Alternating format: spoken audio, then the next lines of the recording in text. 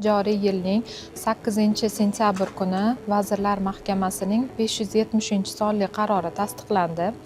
Sog'liqni saqlash tizimini raqamlashtirish, tibbiy yordam samaradorligini oshirish, bemorlarni xavfsizligini ta'minlash hamda dori vositalarini aylanmasini boshqaruvni amalga oshirish maqsadida elektron retsept tizimini joriy etish belgilandi. Unga ko'ra, dorixonalarda elektron retsept tizimida ishlashi litsenziya talab va shartlaridan biri etib belgilandi. Ushbu elektron retsept tizimida faoliyat yuritmagan dorixonalarga nisbatan qo'pol qonun buzilish holati etib belgilanib, ushbu dorixonalarning litsenziyasini bekor bo'lishiga ham olib keladi.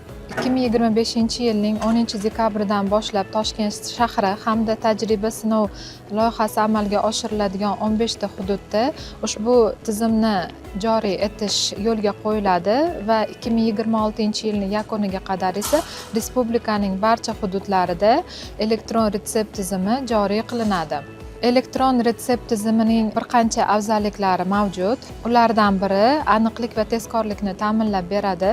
Bunda shifokor tomonidan yozib berilgan retsept bemorga taqdim etiladi va avtomatik tarzda dorixonaga yetkaziladi. Bunda bemor dorixonadan retsept asosida dori vositalarini oladi. Ushbu tizim orqali aylanma yo'llar bilan kirib kelayotgan sifatsiz, qalbaki dori vositalarini ham oldini olish imkoniyati yaratib beriladi. Shifokor tomonidan 5 turdagigacha bo'lgan dori vositasini yozib berish imkoniyati mavjud. Ortiqcha dori vositasini yozilishini oldini oladi.